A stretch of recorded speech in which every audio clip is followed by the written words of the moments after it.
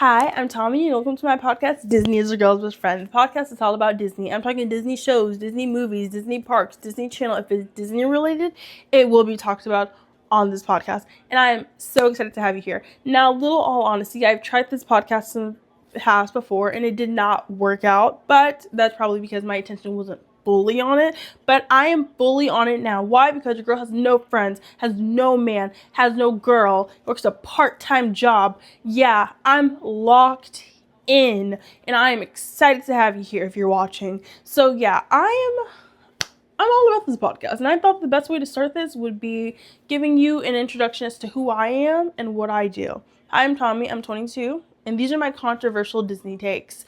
So, number one, Superstar Limo should be brought back. I know. You're going to be like, oh my god, you're crazy. Oh my god, you're horrible. Oh my god. No. It's time we give Superstar Limo the respect that it deserves, and I mean that. Okay, let's get into it. If you don't know what Superstar Limo is, Superstar Limo was a ride that was created for DCA when DCA was opening. So the original version of Superstar Limo was a high-speed paparazzi chase where you're running from paparazzi. Michael Eisner greets you, and he's like, "Oh, you gotta make it to your next. You gotta make it to the Chinese theater to sign your contract so that you can be, a star in your next movie." Blah blah blah. But don't get caught by the paparazzi. Paparazzi is out there. Don't do it. Don't get caught. None of that crap. So you get in these cab. Well, I don't even know if it was a cab because it didn't even make it that far. But okay, so that was the plan. Sounds fun. Sounds great. You would eventually end up getting caught by paparazzi, so therefore you couldn't get your contract. So moving forward, this was a set plan. This is what was going to happen. But then Princess Diana died in a car crash fleeing from paparazzi, and Imagineers were like, "Oh my god, what are we gonna do? What are we gonna do? What are we gonna do?" So it quickly became get rid of all things wrong about fleeing from the paparazzi. Just get rid of it. High speed chase from the paparazzi. Get rid of it. No, like the worst thing that could have happened. And Imagineers are like, oh my god, how do we fix this? How do we fix this? So what do they decide to do? They're like, okay, we need to make another ride. So they were originally, for the original Superstar Limo, they were going to have a recreation of the theme building, and they were going to let that be the show building to the Superstar Limo ride. But then budget cuts happened and they couldn't do that anymore. So they made the front like this little retro cutout type of mood vibe, which is what was seen throughout the entire ride. And they came up with this ride. They came up with some corny little jokes, which I mean weren't that bad. There was a joke in there about dream jerks instead of dream works. Honestly, I'm gonna be so honest with y'all. I'm not gonna give you a really in-depth conversation about it, just because I cannot get super deep into it, because for me personally my memory is not that good, so I can only give you a summary. But I will link the video that I watched that I am summarizing right now in the description. It's Defunctland. If you've seen the video, you have taste. If you haven't seen the video, you will have taste. Okay, so they're like, okay, the ride comes, it's blah blah blah blah blah. And you start off in baggage claim. Well, the ride is officially done. You start off in baggage claim, and then you enter into these purple limos. And it's a bunch of celebrities in the ride, like Drew Carey, Jackie Chan, Cher, Cindy Crawford.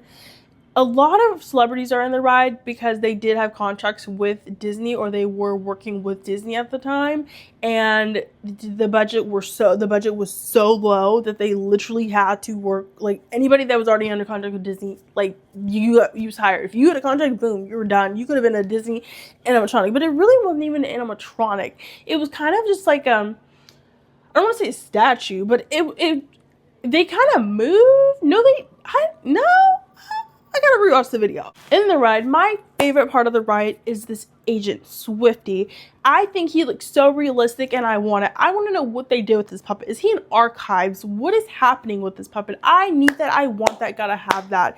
Michael Eisner, can I just say this? You were fine. You were so fine. Michael Eisner could get it any time of the day.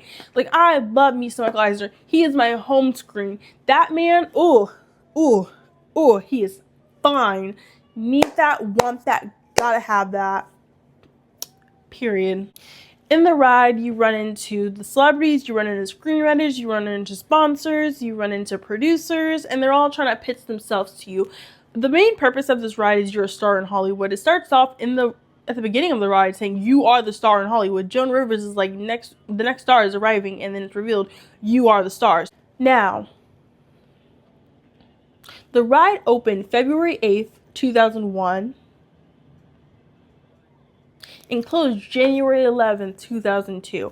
People hated this ride. This ride had the lowest wait time. I seen a video where somebody said that they thought the ride was closed because of how low the wait times were. Disrespectful. Hear me out. Okay, so Superstar Limo. Maybe the celebrities, nobody cared about the celebrities back then. Like, nobody wanted to see Cindy Crawford in a ride. No. Let's tell you like this. What if we got Robert Irwin without a shirt, animatronic, doing push-ups? Call me a genius. What if we got that? I mean, yes. What if we got Michael Eisner, animatronic, doing paperwork? Yeah, and if you don't like that, we could do a Disney Channel thing because it is Disney. You know, like every single turn you take is a new set. So you may see like Alex Russo practicing some magic. You may see Hannah Montana doing vocal warm-ups. You may see Robert Irwin doing push-ups shirtless. I don't know. Like, what if it's like that vibe? Like, that's the vibe it's giving. And I literally feel like it could work. I feel like we as a society do care about... We do care. Like, literally, this could work. Oh my god. And for those of you who don't know, Superstar Limo got turned into Monsters Inc. And Monsters Inc. is a good ride. I don't mind it, but I do ride Monsters Inc. just because it still has residuals from Superstar Limo. That's the only reason that I even ride that ride, because you can see the Jackie Chan animatronic and you can also see the Drew Carey animatronic, and you could see others if you knew where to look. I don't really know where to look, but I just know the Jackie Chan and Drew Carey one. But yeah, I got turned in that. But I'm telling you, I just seen that Monsters Inc. was supposed to close early this year, but then it got delayed to 2027, which is good, keeping Superstar Limo, but that's a sign.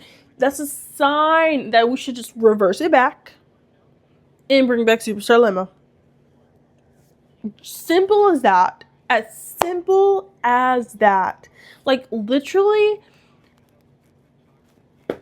I don't know what else you guys want me to say. Like, we could do that. Okay. And I wrote a little, not a poem, but I wrote a little thing that I was going to send to Josh D'Amaro, the Disney CEO. Okay. This is my DM to Josh D'Amaro. Okay. Hey, Josh. Congrats on the new job. I know you're going to do big things. Big things. But I've got one big idea for you. Bring Superstar Limo back. I know it sounds wild, but hear me out. Hi, I'm Tommy, and I truly think bringing it back would save the park. It's doing well, but it's missing that celebrity feel, that star power, and dazzle. Reimagine it with new celebrities. People actually know and love. Maybe even Robert Irwin. No shirt. And why do it? Do it for the people. Be part of the Bring Back Superstar Limo movement. Be on the right side of history. Do it for me, or little Mona, or baby Lisa, or Tiny Blue. If you're interested in being in the right side of history, hit my line. I truly have nothing else to do, and I can help you recreate this thing. I have no man. I have no friends. I work a part-time job that I'll be willing to quit. Let's make it happen. And that's where we're at. So I'm going to send that DM off, and Superstar Limo may be back soon. Now let's talk about something else. Winnie the Pooh isn't as bad as it seems. And this may be kind of a bad thing to say, because I feel like, what if this video gets a lot of views and then people are like, oh, let's give Winnie the Pooh a try, and then the wait time is really like more, turns into like an hour. Winnie the Pooh is a ride that, it'll say the wait time is 20 minutes, but literally I got on my ride in 8 minutes. The ride is like People don't appreciate that ride. They don't appreciate it. It's not even that bad. It's a really cute ride. Like it's a vibe. I like it. But also, I'm not gonna lie to you guys, I kind of like Finding Nemo. I haven't been on it in 2 years because last time I went, I forgot it was there. Like, I don't even remember where it's at. I think it's Tomorrowland. Is it not? I have no idea. But I liked it. It's a little long, but I liked it. But I guess you guys can look at this video and you'd be like, girl, you have bad taste. Because, like, I feel like all the rides that I'm listing right now, people have said these rides are trash. I just give it a chance. Some of you don't give it a chance. I think some of you are riding the wave. I think some of you are literally being like, how can I join in? How can I not have an opinion on my own? Go ride the ride, then tell me what you think. Okay, I'm gonna say something really controversial, so I may get jumped for this. The cold black calf is all right. It's not bad. It's not bad. It's literally like, it tastes like Cocoa Pebbles milk. It doesn't taste that sweet to me. Like, it's all right. And people hype it up and they're like, oh my god, it's so good. You have to try it. You have to try it. I admit, it's decent. But it's not like a, you have to try it, you have to try it, you have to try it. And everybody raves about it, but it's all right. It's all right. Like, I feel like we can ease it down a little bit. Like, let's stop riding the wave. It's all right. The best cold brew I think I've ever had at Disney. I feel like you guys are gonna jump me for this, and you're gonna be like, yeah, why do you think that makes sense? Why you think that's good, but you don't think the black cold calf is good? Like, I think it's good. I just don't think it's like amazing. The thing that I really truly think was my favorite cold brew is the cookies and cream cold brew from Pim Test Kitchen. That one tastes like chocolate milk. That one was delicious. That one was amazing. I loved it. I loved it more than the Lunar New Year Vietnamese cold brew coffee. That's that. Yeah, period. Okay, next thing. Radiator Springs is all right. When I was younger, I used to see commercials from when that ride first came out. It would be like my favorite Disney Channel stars all on that ride, and they would be like just having a ball. They didn't show the slow scenes when you're going all slow. They only showed when you're racing with your friends for the 30 seconds. I'm sorry, my mom called me. Anyways, they didn't show the slow parts. They didn't show when you'd be going through it, going zoom, roll on the road again. I can't wait to get on the road again. They only showed the Need for Speed part. So that's why I was like, that's why it was all right. Like, literally, I'm telling you guys, I don't want to say like I'm complaining. Like, I'm not. The ride is cool, but it was promoted to me as a child as them racing the entire ride. Like, I was expecting Need for Speed type beats, but that wasn't the case. The ride was cute. I will say that maybe the next time I do go to Disney, I will try that ride again, because last time I went on it was 2 years ago, so my opinion may be outdated, but I do want to try again, this time knowing what I'm expecting. But the reason that I kind of say it's all right is because I don't understand why the line is always so long. Like, literally the line is so long, and I will be honest with you all, I don't think I will ever stand in the line for Radiator Springs because that line gets so freaking long. It's insane. And I think if I ever were to roll the ride, like I did the first time, I would pay for that single premiere pass thing. I would pay for that because the line is crazy. And the people who immediately go there rope drop that thing. Jeez, that's like, I haven't been on what is it called, Rise of the Resistance. I haven't been on Rise of the Resistance, and people line up for that ride. I was gonna go on it once, but because the wait time was 30 minutes, but by the time I got over there it was 55 minutes, and I was like, oh, I'll just come back. But then I didn't know the ride closed at 10 and the park closed at 12, but the ride closed at 10, so then I was like, oh.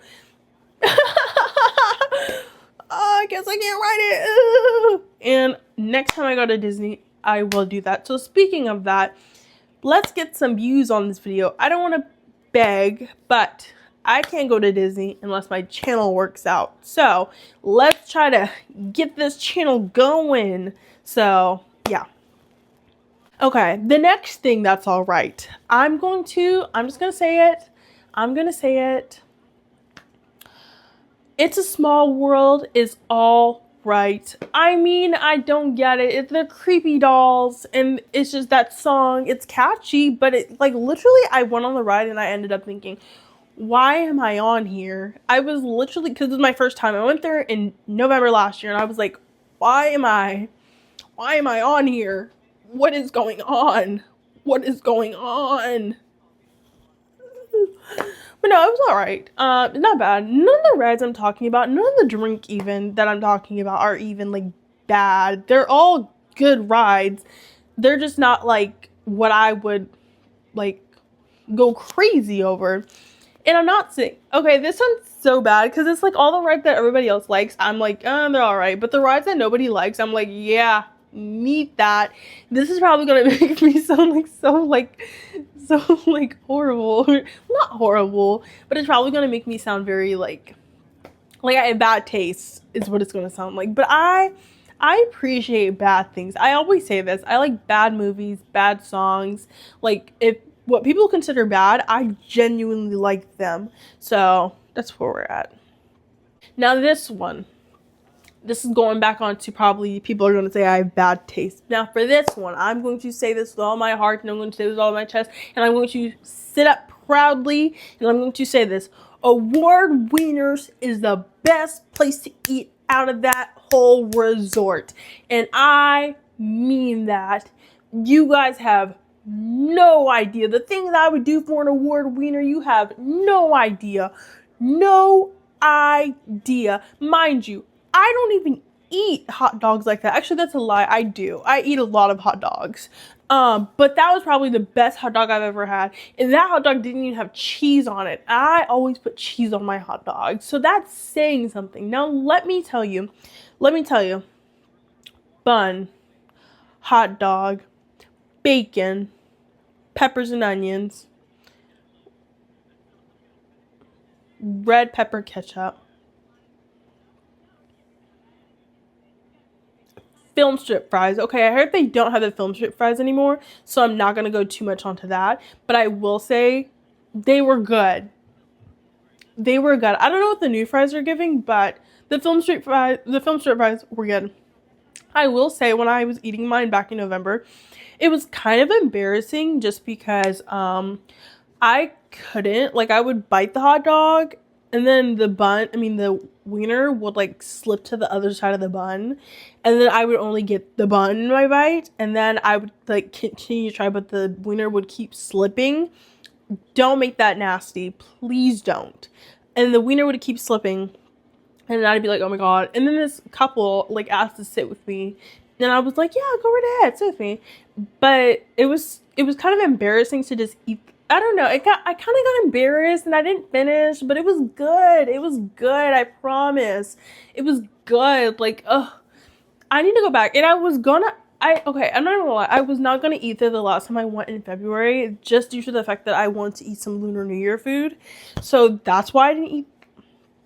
I did not eat there when I went back there in February, just simply due to the fact that I wanted to eat more Lunar New Year food. So I skipped award wieners, but it was popping. But I feel like not a lot of people talk about it. Like for me, I watch a crap ton of Disneyland content creators. Like when I tell you guys this is all I consume, Disney content creation is all I consume. It is all I consume. Unless I'm like watching something for another video, like Degrassi video, or like I'm gonna do actually I'm gonna do it. The next episode of this podcast will be about Disney Channel best episodes, and I'll be consuming more Disney content. So I consume like that meme where it's like the guy and he has like the two phones to his head and they're like scrolling and then he goes and solves the math equation. That's me with Disney content. Like literally, give it to me. And I love learning about new content creators and I love it, and I am so excited. So. Anyhow, I watch a ton of them, and I never see them eat out award wieners. And they have such large audiences. Why don't you show your audience some award wieners? Period. Now let's get into content creators, because I have a bone to pick with some of these content creators. They make content creation look so easy, looks so easy. I've watched my first vlog at Disneyland back, and I will admit I was a little hard on myself. It's not that bad. I think there's still some learning things I could do, and they'll get better over time. But I will say that the content creators make it look so easy, especially when there's two of them, because then they could do their food review and they could just stand up and film while the other one is eating the food, the other one is filming, stuff like that. So that's pretty easy. Or it feels like every time there's a content creator, like they find a table, like they're able to find a table. And I was struggling to drink my coffees and to find a table. And honestly, I literally wasn't even going to get the pork belly grilled cheese at the Lunar New Year, because I was like, oh, there's going to be no table. But fortunately, I found a table, tried it, it was good. But yeah, they make it look so easy, and I have so much respect for them. And then on top of that, it's kind of embarrassing filming in public. Like, I think I kind of knew that, but I feel like I did okay, because I normally don't film, and like, I don't film with other people. Like, I don't even film when my family is like in the other room. I don't do that. So I just, I vibed. And I hit a flow state. And yeah, but they do make it look really easy. But I'm going to get it down, and I'm very excited. So yeah, if you want to be down for the journey, hit the subscribe button. And that is all for my controversial takes. Let me know if they were really controversial. Let me know if you think something and you're like, girl, you're crazy. No way. Try to change my mind on some things. I'm open to changing my mind. So yeah, I will see you on the next one. And the next one will be my Mount Rushmore of Disney Channel episodes. So, see ya.